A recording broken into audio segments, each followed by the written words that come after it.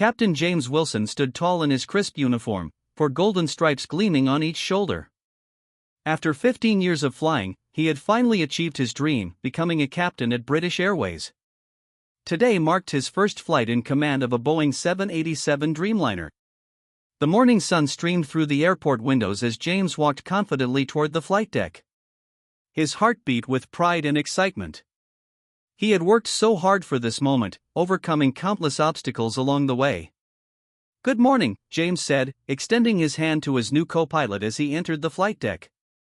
First Officer Robert Gardner glanced up from his paperwork. His welcoming smile vanished instantly when he saw James. He hesitated before shaking James's hand with obvious reluctance. "You're Captain Wilson?" Robert asked, his voice tight. "That's right," James replied, sensing the sudden tension. "Looking forward to working together on this route." The cockpit fell silent as they began the pre-flight checks. What should have been a friendly exchange of information became a series of short, clipped responses from Robert. When James suggested they review the approach procedures together, Robert's face hardened. "I've been flying for 12 years. I know how to do my job," he mumbled. James nodded and continued with his tasks. He had faced prejudice before, but never so blatantly in the cockpit, a place where trust was essential. Still, he remained professional, focusing on the flight ahead rather than Robert's attitude. During the briefing with the cabin crew, Robert stood slightly apart from the group, avoiding eye contact with James. One of the flight attendants, Emma, noticed the awkward dynamic and gave James a sympathetic smile. "It's an honor to fly with you, Captain Wilson," she said warmly. "I've heard great things about your work." James thanked her with a nod, grateful for the small kindness. As the passengers boarded, James checked the weather reports and flight plan once more. Through the corner of his eye, he saw Robert whispering to another crew member. Their glances in his direction made James's stomach knot. "Never thought I'd be taking orders from someone like him," Robert muttered, just loud enough for James to hear. The word stung, but James kept his expression neutral. This was exactly the kind of situation his father had warned him about when he first expressed interest in becoming a pilot. "You'll have to be twice as good to get half the respect," his father had said. Those words had pushed James to excel, to be perfect in every aspect of his training and career. As the boarding completed, James made his welcome announcement to the passengers. His voice was warm and confident, giving no hint of the tension on the flight deck. "Good morning, ladies and gentlemen. This is Captain James Wilson speaking. On behalf of British Airways, I welcome you aboard our flight to Paris. Our flying time today will be approximately 1 hour and 45 minutes. We're expecting good weather throughout our journey, and we'll be cruising at an altitude of 38,000 feet. After the announcement, James turned to Robert. "Ready for pushback?" Robert nodded curtly, keeping his eyes on the instruments. The flight to Paris went smoothly from a technical standpoint, but the atmosphere in the cockpit remained frosty. James maintained his professionalism, focusing on delivering his passengers safely to their destination. After landing and completing the post-flight checks, Robert quickly gathered his things. "See you tomorrow," James said as Robert prepared to leave. Robert paused at the door. "Actually, I'm not sure about that," he replied before walking away. Later, in his hotel room, James sat on the edge of the bed, still in his uniform. Tomorrow they would fly back to London together. The weight of responsibility pressed down on his shoulders, heavier than ever before. His phone buzzed with a message from his wife, "Linda, how was your first day as captain?" James stared at the screen, unsure how to respond. He didn't want to worry her, but they had always been honest with each other. "Challenging," he typed finally. "But nothing I can't handle." He put the phone down and looked out the window at the lights of Paris. This was supposed to be one of the proudest days of his career. Instead, he found himself facing the same old battle, proving that his skills and knowledge deserved respect, regardless of the color of his skin. James took a deep breath. Tomorrow was another day, another chance to prove himself. And he would, just as he always had. That evening in the hotel, James couldn't sleep. His thoughts raced with memories of all he'd overcome to earn his captain's seat. The extra hours of study, the additional simulator training, the constant need to be perfect. Every mistake a person of color made was remembered longer, judged more harshly. He had learned this lesson early in his career. James got up and paced the room. Tomorrow would be challenging. He needed to be alert and focused, not tired from a sleepless night. Just as he decided to try sleeping again, a soft knock came at his door. It was Emma, the flight attendant who had been kind to him earlier. "Sorry to disturb you, Captain," she said. Her face looked worried. "But I thought you should know Roberts requested a transfer. He told the crew he refuses to fly with you tomorrow." James felt the familiar sting of rejection, but nodded calmly. "Thank you for telling me." "It's not right," Emma said. "We're all angry about it. The other crew members asked me to tell you that we support you." After Emma left, James called the airline's chief pilot, Thomas. He explained the situation without emotion, stating only the facts. "I understand if you need to replace me for tomorrow's flight," he finished. "I don't want to cause problems." "Absolutely not," replied Thomas firmly. "Robert will be replaced, not you. This behavior violates everything we stand for as an airline. I'm sorry this happened on your first day as captain." James thanked him and hung up. He felt relieved but also sad. This should have been a time of celebration, not conflict. The next morning, James arrived at the airport early. He wanted time to gather his thoughts before meeting whoever would be his new co-pilot. In the briefing room, he found a woman with short brown hair studying flight charts. "Captain Wilson," she said, standing to shake his hand firmly. "I'm First Officer Olivia Bennett. I'll be your co-pilot today." James felt relief wash over him, but also concern. "Were you called in last minute? I hope this didn't disrupt your schedule." Olivia smiled. "Actually, I requested it. I've heard great things about your flying skills. It's an honor to work with you." For the first time since yesterday, James felt his shoulders relax. "Thank you. That means a lot." They began reviewing the flight plan together. Olivia was thorough and professional, asking smart questions and offering useful insights about the weather conditions they might face. "Have you flown this route before?" James asked. "Many times," Olivia replied. "The approach to Heathrow can be tricky in this season, but nothing we can't handle." During the pre-flight checks, James noticed how efficiently they worked together. There was none of yesterday's tension, just the smooth cooperation of two professionals focused on their jobs. The boarding process went smoothly. James made his welcome announcement to the passengers, feeling much more at ease than the day before. As they prepared for takeoff, Olivia turned to him. "Ready when you are, Captain." The flight back to London was perfect. Clear skies, minimal turbulence, and a co-pilot who respected his authority and contributed valuable expertise. During their break, Olivia mentioned she'd been following James's career. "You broke the glass ceiling for many of us," she said. "I'm half Thai, half British, and watching you become captain gave me hope that I could do it too someday." James was touched by her words but troubled by thoughts of Robert. "Not everyone shares your view." "No," Olivia agreed. "Some people can't see past their own biases. But that's their limitation, not yours." When they landed in London, the airline's regional manager was waiting at the gate. Her face was serious as she approached James. "Captain Wilson, we need to discuss yesterday's incident. Robert has filed a complaint." James felt his heart sink. "What kind of complaint?" "He claims you were aggressive and undermined his authority," the manager explained. "But the cabin crew reports tell a different story." "We're taking this very seriously." James nodded. "I understand. I'm happy to provide my account of what happened." "The airline stands behind you," she said. "But we need to follow proper procedures. Can you come to a meeting tomorrow morning?" As James walked through the terminal, his phone buzzed with a message from Thomas. "The board wants to meet with you tomorrow." "Don't worry, you're not on trial. Robert is." James put his phone away and straightened his shoulders. He had faced prejudice before and overcome it. This time would be no different. Whatever came next, he would face it with the same dignity and professionalism that had carried him through 15 years of flying. The flight to New York went smoothly. The sky was clear and blue, stretching endlessly above them.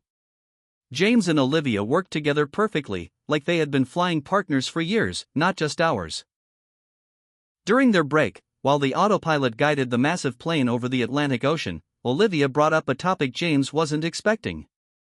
"I've followed your career since you were a first officer," she said, sipping her coffee. "When you made captain, I cut out the article from the company newsletter. It meant so much to see someone like you succeed." James looked at her, surprised. "Like me?" "Someone who had to work twice as hard to get the same recognition," Olivia explained. "I'm Asian British, and watching you become captain gave me hope that maybe I could do it too someday." James nodded, understanding. "It hasn't been easy." "I can imagine," Olivia said. "Especially with people like Robert around." James frowned slightly at the mention of Robert. "Not everyone shares your view about my qualifications." "No," Olivia agreed. "Some people can't see past their own biases. But that's their limitation, not yours." Her words stayed with James as they completed the flight to New York. The landing was perfect, the passengers applauding as the wheels touched down smoothly on American soil. As they walked through the airport terminal, James spotted the airline's regional manager waiting for them. Her face was serious. "Captain Wilson, we need to discuss yesterday's incident. Robert has filed a complaint." James felt his stomach tighten. "What kind of complaint?" "He claims you were aggressive and undermined his authority," the manager explained. "But the cabin crew reports tell a different story. Emma and 3 others have already given statements supporting you. We're taking this very seriously." James nodded. "Thank you. I appreciate that." "We have a zero-tolerance policy for discrimination," she continued. "But we need to follow proper procedures. The board will review everything when you return to London." Later that evening, alone in his hotel room, James ordered room service but found he had little appetite.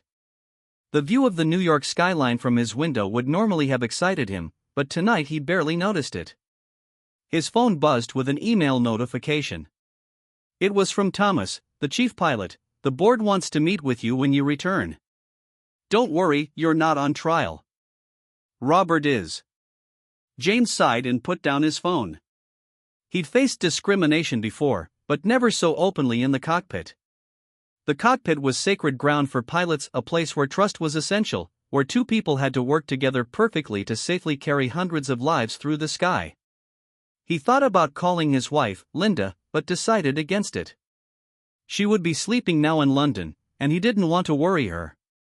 She had always been his rock, supporting him through every challenge in his career. When he'd faced subtle discrimination during training, when he'd been passed over for promotions, when passengers had questioned his authority, Linda had always been there to listen, to encourage, to remind him of his worth. A knock at the door interrupted his thoughts. It was Olivia. "Sorry to bother you, Captain," she said. "But the crew is going out for dinner, and we thought you might like to join us." James hesitated. He wasn't in a social mood, but isolating himself wouldn't help. "Give me 5 minutes," he said. The restaurant was noisy and warm, filled with laughter and conversation. The cabin crew welcomed James with genuine smiles and easy conversation. No one mentioned Robert or the complaint, but their support was clear in the way they included him, asked his opinion, shared their stories. As the evening went on, James felt the tension of the past 2 days start to ease. His phone buzzed again. This time it was a text from Emma. "The whole crew is behind you, Captain. Stay strong." James looked around at the table, at Olivia telling a joke, at the flight attendants laughing together, at the navigator describing his favorite New York landmarks. These were his colleagues, his team. Their support meant everything. Walking back to the hotel later, Olivia fell into step beside him. "Feeling better?" she asked. "Much," James admitted. Thank you for including me tonight. That's what crew does, she said simply. We look out for each other. Tomorrow's another day, another flight. Whatever happens with Robert's complaint, you won't face it alone. James nodded, grateful for her words. Tomorrow they would fly back to London, and then he would face the board. But for tonight, he could sleep knowing he had people on his side, people who judged him by his skills and character, not by the color of his skin. The END back in London, James walked into the airline's main office building. The morning sun reflected off the glass walls, nearly blinding him. He straightened his tie and took a deep breath. Today was the meeting about Robert's complaint. The secretary smiled warmly as she led him to the boardroom. They're waiting for you, Captain Wilson. James entered the large room with his head held high. 6 senior executives sat around the polished table, including Thomas, the chief pilot, and Margaret, the airline's diversity officer. Their faces were serious but not unfriendly. Captain Wilson, the CEO, began, standing to shake his hand. Thank you for coming. Please, have a seat. James sat down, keeping his back straight and his expression calm. Inside, his heart was racing. First, let me apologize for what you experienced, the CEO continued.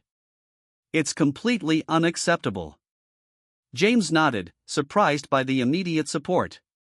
Thomas opened a folder in front of him. We've interviewed the entire crew and examined Robert's record. This isn't his first incident of this nature. What do you mean? James asked. 2 years ago, he made complaints about working with a female captain, Margaret explained. And before that, he refused to fly with a Muslim first officer. He always had excuses, claimed they were unprofessional or not following procedures, but the pattern is clear. James listened, taking in this new information. He had assumed Robert's problem was just with him. We have a zero-tolerance policy for discrimination, the CEO said firmly. Robert has been suspended while we complete our investigation. James felt relief wash over him. The airline was taking this seriously.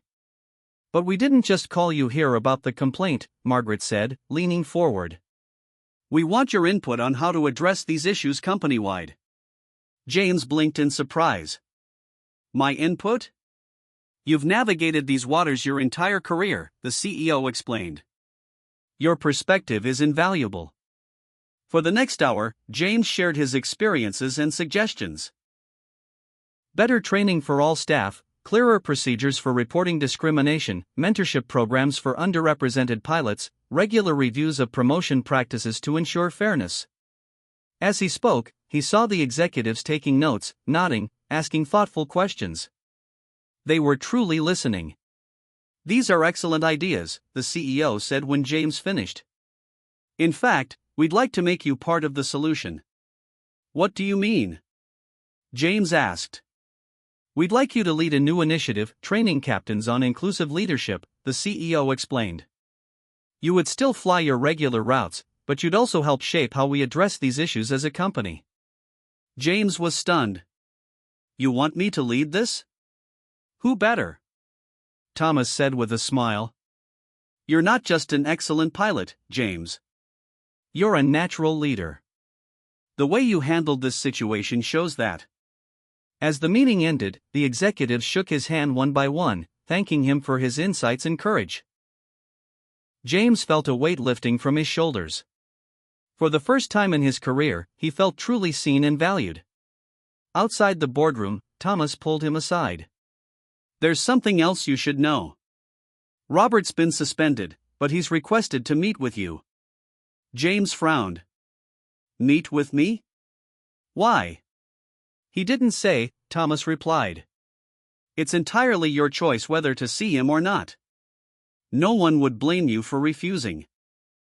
James thought about it. The easy path would be to say no, to let Robert face the consequences without his involvement. But something told him there might be value in that conversation. Tell him I'll meet him, James decided. But not here. Somewhere neutral. Are you sure? Thomas asked, concern in his eyes. Yes, James said firmly. If there's any chance for understanding, it's worth trying. Later that day, James called Linda to tell her about the meeting. Her voice filled with pride as he described the company's response and the new initiative he would lead. "I always knew you were special," she said. "Now they see it too." That night, James sat in his home office, looking at old photos of his journey, his first day of flight school, receiving his pilot's license, his first day as a first officer. Each step had been challenging, but each had prepared him for this moment. Tomorrow he would meet with Robert. James wasn't sure what to expect, but he knew one thing. He would approach the meeting with the same dignity and professionalism that had carried him through his entire career. The E&D The cafe was quiet when Robert arrived. It was a small place near the airport, where pilots often stopped for coffee between flights. James had chosen it carefully, public enough to be comfortable, but quiet enough for a real conversation. James spotted Robert as soon as he walked in. Without his uniform, Robert looked smaller somehow, less confident. His shoulders were hunched, and his eyes were red-rimmed, like he hadn't slept well. "Thank you for agreeing to see me," Robert said, sitting across from James. His voice was barely above a whisper. James nodded but didn't speak. He wanted to hear what Robert had to say first. The waitress came over, and they both ordered coffee. When she left, an awkward silence fell between them. "I was raised with certain views," Robert finally began. "My father was a pilot too," and he stopped and shook his head. "No, I won't make excuses. What I did was wrong. Completely wrong." James studied Robert's face, looking for signs of sincerity. "Why did you ask to meet me?" "Not for forgiveness," Robert said quickly. "I don't deserve that. But because I need to face what I did. And because..." He took a deep breath. "Because I want you to know that you've changed at least one person's thinking." Robert's hands shook slightly as he reached for his coffee. "After I was suspended, my daughter asked why I wasn't going to work. She's 7. When I tried to explain, not everything, but enough, she looked at me like she didn't know me." His voice cracked. "And she was right." James let the words sink in. "What did you tell her?" "The truth," Robert said. "That I was mean to someone because they were different from me." She asked if that's what I teach her not to do at school. A tear slipped down his cheek. "I've been so wrong, for so long." James nodded slowly. "It takes courage to admit that." "Not as much courage as it takes to face people like me every day and still do your job perfectly," Robert replied. They talked for nearly an hour. Robert didn't ask to keep his job or avoid punishment. He simply listened as James described what it was like to face constant doubt, to work twice as hard for the same recognition, to worry that one mistake would confirm people's worst assumptions. When they finally parted, James didn't offer forgiveness, but he did offer a handshake. It wasn't much, but it was a start. 6 months later, James stood in front of 20 pilot trainees. The classroom walls were decorated with photos from the airline's newest campaign, Higher Than Prejudice, featuring pilots from diverse backgrounds who had broken barriers in aviation. "Safety is our first priority," James told the class. "And safety depends on trust. In the cockpit, we must trust each other completely, regardless of our differences." The door opened, and a familiar face appeared. It was Robert, dressed in a student uniform with fewer stripes than before. James paused, surprised. He knew Robert had been demoted and required to go through additional training, but he hadn't expected to see him here. Robert nodded respectfully and took a seat at the back of the class. After the session, Robert approached James. "I've started over as a junior first officer," he explained. "Part of my rehabilitation is taking your inclusion training. How's it going?" James asked. "Hard," Robert admitted. "But good. I'm learning a lot." He hesitated, then added, "My daughter is proud of me again. She says I'm becoming a better person." James smiled. Children have a way of seeing the truth. As Robert left, James's phone buzzed with a message from Olivia: "Passed my captain's assessment. Couldn't have done it without your mentoring." Thank you. James smiled. Things were changing, slowly but surely.